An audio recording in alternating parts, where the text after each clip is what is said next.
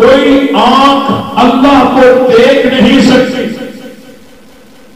کوئی آنکھ اللہ کو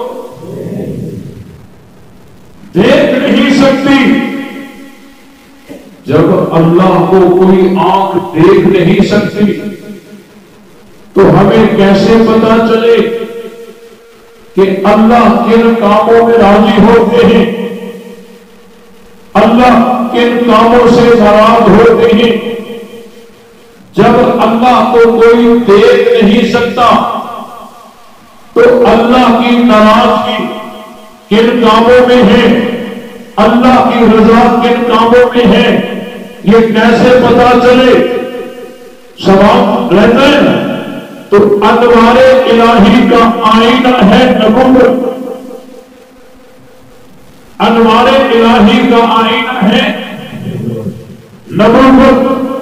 نبوت بتائے گی اس کام میں اللہ راضی ہوتا ہے، اس کام میں اللہ ناراض ہوتا ہے، یہ کام اللہ کی رضا والا ہے، یہ کام اللہ کی ناراضگی والا ہے، یہ کون بتائے گی؟ بولو، انوار الہی کا آئینہ ہے نبوت، انوار الہی کا آئینہ ہے نبوت۔ تیرے میرے آئینے پہ داغ لگ جاتا ہے تو ہم کپڑے سے صاف کر کے پھر چہرہ دیکھتے ہیں۔ تیرے میرے آئینے پہ داغ لگ جاتا ہے، ہم کپڑے سے صاف کر کے اور پھر چہرہ دیکھتے ہیں۔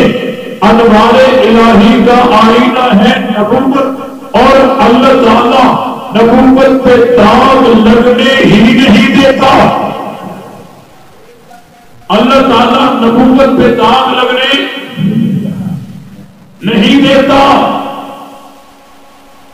بچپن میں پیغمبر انقلاب جب دائی حلیمہ کے پاس تھے، رضائی بھائیوں نے کہا کہ چلیے وہاں ایک محفل لگتی ہے جہاں گانا بجانا ہوتا ہے، وہاں چلتے ہیں۔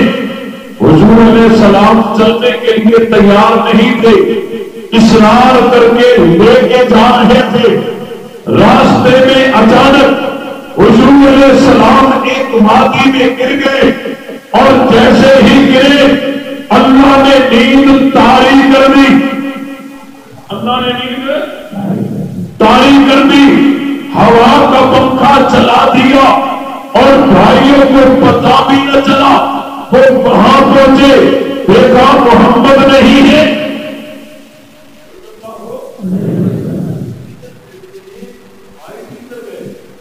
کوئی پتا نہیں چلا۔ وہاں سے محفل اٹینڈ کی، واپس گھر آئے، پریشان تھے کہ ہمارے بھائی کدھر چلے گئے۔ لیکن صبح جب سورج تپا اور انہوں نے حضور علیہ السلام کے رخساروں کو تپا کر اور حضور کو بیدار کیا، حضور علیہ السلام اٹھے، اٹھ کر سیدھے گھر میں چلے آئے، اور لوگ پریشان تھے، بھائی پریشان تھے، گھر والے پریشان تھے۔ آپ کہاں چلے گئے تھے؟ رات کو ہمارے ساتھ جا رہے تھے، راستے میں کہاں غائب ہو گئے؟ حضور نے فرمایا مجھے پتا نہیں چلا، یہ اللہ کا کام تھا۔ اللہ تعالیٰ نے اپنے نبی کو داغ لگنے نہیں دیتا، داغ سے بچاتا ہے۔ رب کو پتا ہے کل اسی پیغمبر نے بارات کی چوٹی پہ کھڑے ہو کر اعلان وحدت بھی کرنا ہے، اعلان نبوت بھی کرنا ہے۔ اگر سیرت داغدار ہوگی تو کوئی اٹھ کھڑا ہوگا، وہ کہے گا تیری سیرت جو داغدار ہے اللہ نے یہی کر دیا، پیغمبر کو اس محفل سے بچا دیا۔ قانون یہی ہے، اللہ نبوت پہ داغ لگنے ہی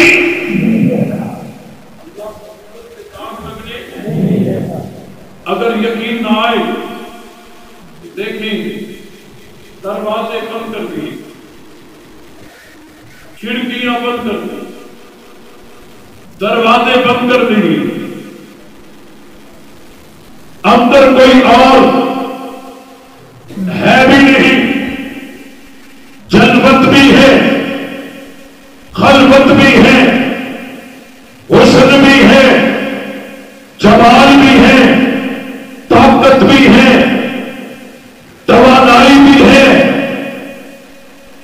زلیخا کہتی ہے ہائی طلب، زلیخا کہتی ہے ہائی طلب قریب آ جا، نبوت نے معاذ اللہ کہہ کر دروازے کی طرف دوڑے، نبوت آگے ہے زلیخا پیچھے ہے، آگے ہے زلیخا پیچھے ہے، دوڑ کر زلیخا نے قمیص میں ہاتھ ڈالا، ہاتھ ڈال دیا، زلیخا کی نیت میں گڑبڑ ہے، غلط ارادے سے ہاتھ یوسف علیہ السلام کی قمیص کے جس ٹکڑے کو لگے، اللہ اتنے غیرت مند ہے کہ وہ قمیص کا ٹکڑا ہی پھاڑ کر جدا کر دیا، اور قمیص کا ٹکڑا زلیخا کے قبضے میں اور یوسف علیہ السلام اللہ کے قبضے میں۔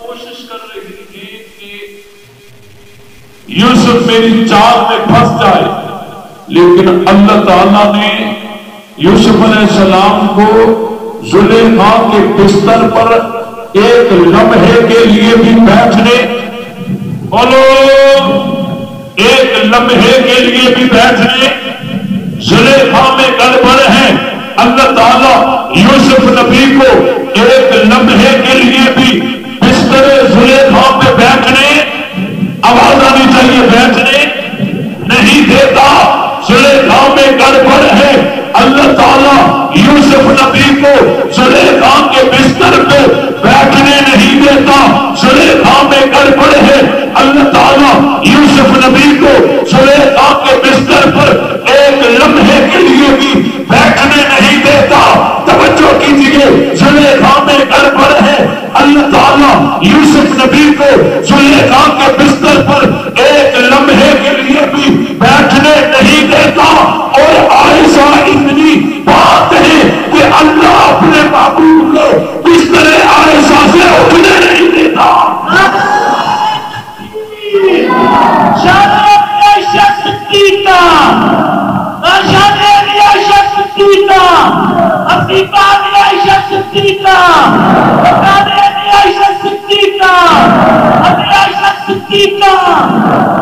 جہاں گڑبڑ ہے تو رب بیٹھنے نہیں دیتا، وہاں عائشہ اتنی بات ہے کہ حضرت جبریل وحی لا کر پیش ہوتے ہیں، رب فرماتے ہیں اسی بستر پہ پہنچا دو تاکہ دنیا کو پتا چل جائے زلیخا میں گڑبڑ ہے، رب یوسف کو زلیخا کے بستر پہ بیٹھنے نہیں دیتا۔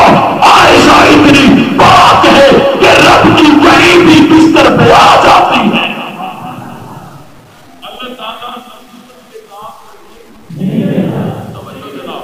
نبوت پہ داغ لگنے نہیں دیتا، انوار الہی کا آئینہ ہے نبوت، اللہ تعالیٰ نبوت پہ داغ لگنے نہیں دیتا۔ نبی پاک صلی اللہ علیہ وسلم اس دنیا میں آئے، برادری بھی ساتھ نہیں دے رہی، علاقہ بھی جہالت میں ڈوبا ہوا ہے، اور آخر دیے جلایا یا جلایا ہی اندھیرے میں جاتا ہے۔ اللہ نے حضور کو بھیجا، آپ علیہ السلام آئے، انہوں نے محنت کی، محنت کرنے کے بعد ایک جماعت کو تیار کیا، ایسی تربیت کی، ایسی تربیت کی، ایسی تربیت کی کہ اللہ نے قرآن میں فرمایا کنتم خیر امت، تم بہترین امت ہو، تم بہترین امت ہو۔ تم کن کو کہا جاتا ہے؟ جو غائب ہو یا جو موجود ہو؟ بولو، تم کن کو کہا جاتا ہے؟ جو قرآن نازل ہو رہا تھا اس وقت جو اہل ایمان موجود تھے وہ کون تھے؟ ماننے والے سارے نہیں مانتے کون تھے؟ کون تھے؟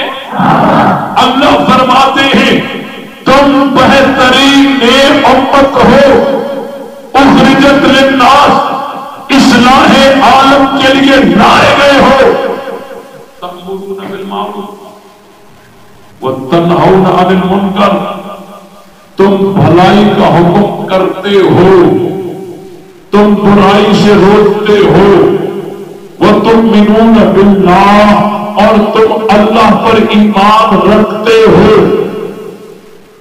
علماء تشریف فرما ہے عرض کر دیتا ہوں قرآن مجید کی یہ آیت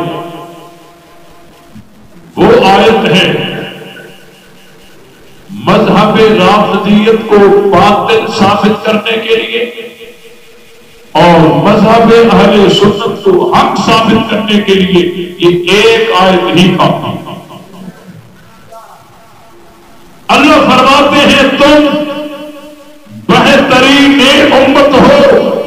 قرآن سچا ہے یا نہیں؟ بولو۔ یہ وہی لوگ ہیں وَإِن كَانُوا مِن قَبْلُ لَفِي ضَلَالٍ مُبِينٍ محنت ہو گئی اب جو ان کی پوزیشن ہے وہ یوں ہے وَأَنتُمْ خَيْرُ أُمَّةٍ تم بہترین امت ہو۔ اب یہ رات کی صفائی کہتے ہیں یہ بہترین کہاں تھے؟ انہوں نے تو باغ فتح غصب کر لیا، حضرت فاطمہ کے گھر کو آگ لگا دی، اہل بیت پہ ظلم کر دیے، نبی کا کلمہ بدل دیا، نبی کی اذان بدل دی، مردے جیسی عظیم عبادت کو روک دیا، تراویح جیسے عظیم گناہ کو جاری کر دیا۔ یہ بہترین کہاں تھے؟ یہ تو بدترین تھے۔ قرآن کہتے ہیں نہیں کنتم خیر امت تم بہترین امت ہو۔ رافضی کہتے ہیں نہیں یہ بہترین کہاں تھے؟ انہوں نے تو بڑے ظلم کیے، بڑی فہرستیں ان کے مذہبی کتابوں کے اندر لکھی ہوئی ہیں کہ خلفاء نے کلمہ تبدیل کر دیا، خلفاء نے اذان تبدیل کر دی، خلفاء نے نماز تبدیل کر دی، خلفاء نے نبی کا طریقہ تبدیل کر دیا۔ قرآن کہتا ہے تم بہترین ہو، یہ کہتے ہیں صحابہ بدترین تھے۔ فیصلہ تم پر چھوڑتا ہوں، بتاؤ ہم اس طبقے کے پیچھے چلے یا قرآن کے پیچھے چلے؟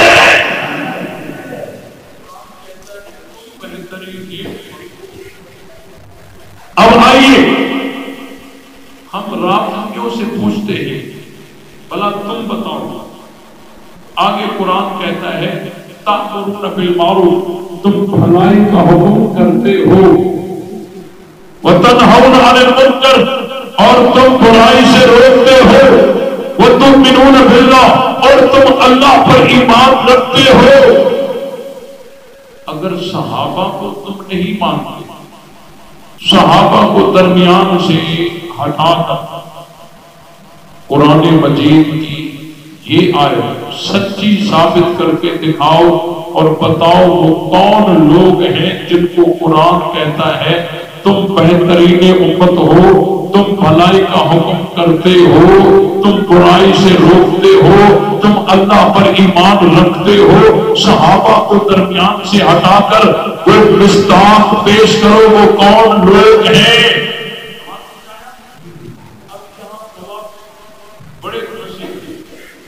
بڑے پریشان ہیں، سوچ سوچ کے انہوں نے پہلے کلمہ دکھا کے کہا کہ یہ جو صفات ہیں نا یہ ان لوگوں کی ہیں جو امام مہدی کے دور میں پیدا ہوں گے، پیدا ہوں گے۔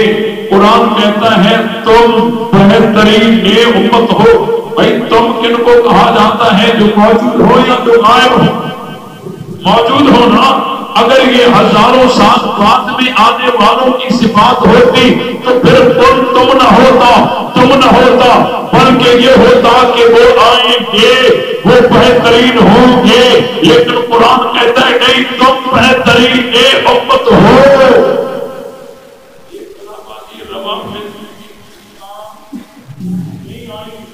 ہمارا سوال برقرار ہے تم बताओ, सहाबा को दरमियान से हटा कर बताओ ये कौन लोग हैं जिनको कुरान कहता है तुम बेहतरीन उम्मत हो। अगर किसी को और किताबें हवाले याद ना हो, इस आयत को याद कर ले, कोई राबती उसके साथ मुनाजरा कर नहीं सकेगा।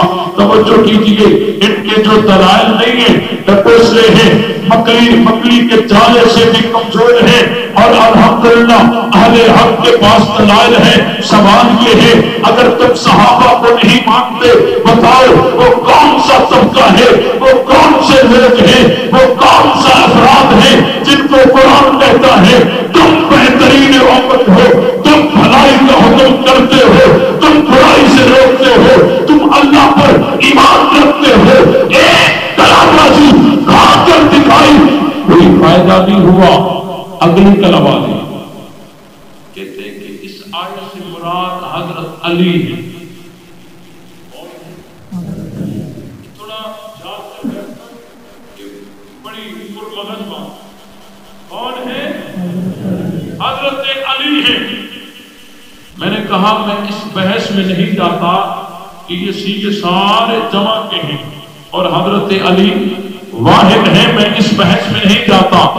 और ये कहता हूं, हम सुन्नी तो कह सकते हैं कि इस आयत में जहां और सहाबा है वहां हजरत अली भी हैं, क्योंकि हमारा ये अकीदा है कि हजरत अली ने बराबर भलाई का हुक्म भी किया, बुराई से रोका भी सही। लेकिन तुम नहीं कह सकते, क्योंकि तुमने जो अली की तस्वीर पेश की है वो तस्वीर ये पेश की है कि अली के होते हुए खिलाफत पे कब्जा हो गया, अली खामोश रहे, वादे फदक पे कब्जा हुआ, अली खामोश रहे, कुत्ते जैसी अजीब इबादत पे पाबंदी लगाई गई, अली खामोश रहे, तरावी जैसे गुनाह को जारी किया गया, अली खामोश रहे। तुम्हारे अकीदे में अली ने न भलाई का हुक्म किया न बुराई से रोका, तो कुरान तो कहता है ये वो लोग होंगे जो भलाई का हुक्म करते होंगे, बुराई से रोकते होंगे। हम तो कह सकते हैं कि इस आयत में जहां और सहाबा हैं वहां हजरत अली भी है, लेकिन तुम नहीं कह सकते, क्योंकि तुम्हारे अकीदे में हजरत अली ने न भलाई का हुक्म किया न बुराई से रोका। सवाल हमारा बरकरार है, बताओ वो कौन सा तबका है जिनको कुरान कहता है तुम बेहतरीन हो।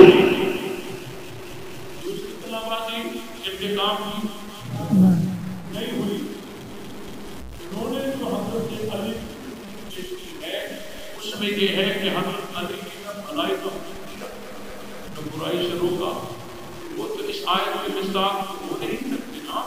और हमारा अकीदा है कि अली ने बराबर भलाई का हुक्म भी किया और बुराई से रोका भी सही। हम कह सकते हैं, तो नहीं कह सकते। बताओ, हमारा सवाल बरकरार है, वो कौन लोग हैं जिनको कुरान कहता है तुम बेहतरीन उम्मत हो। तीसरी कलमा सोच सोच के कहने लगे, हाँ ये सिफात सहाबा की हैं। उस वक्त सहाबा में ये सिफात थी, लेकिन आगे चलकर सहाबा ने ऐसे वैसे काम किए कि अब ये सिफात उनमें नहीं रही। जी समझ आई? इसका जवाब तवज्जो, हम किसी को सच्चा कहें कल वो झूठा निकल सकता है, हम किसी को सही कहें कल वो गलत निकल सकता है, हम किसी को ईमानदार कहें कल वो बेईमान निकल सकता है। हम कहते हैं अंदर का पता हमें तो नहीं था, हमने तो जाहिर देखकर कहा था, लेकिन अल्लाह ने जिन्हें सच्चा कहा, रब तो सीनों के राजों को जानता है, रब तो आखिरी घड़ी तक जो काम करेंगे रब पहले से जानता है। रब ने जिनको सच्चा कहा वो आज भी सच्चे, आखिरी घड़ी तक सच्चे। रब ने जिनको कामयाब कहा वो आज भी कामयाब, आखिरी घड़ी तक कामयाब। रब ने जिनको बेहतरीन कहा वो आज भी बेहतरीन, आखिरी घड़ी तक बेहतरीन है। अगर इन्होंने आगे चलकर आगे फतक को गसब करना होता, अल्लाह को तो पहले से इल्म होता, अल्लाह को तो पहले से पता होता ना। अगर ये यूं करना होता इनको, अल्लाह को पता होता कि ये आगे चलकर यूं करेंगे, तो अल्लाह उनको बेहतरीन फरमाते। نہیں فرماتے نا، لیکن اللہ نے بہترین فرما دیا ہے، جس کا مطلب ہے یہ سارے الزام غلط ہیں، قرآن بھی سچا ہے، صحابہ بھی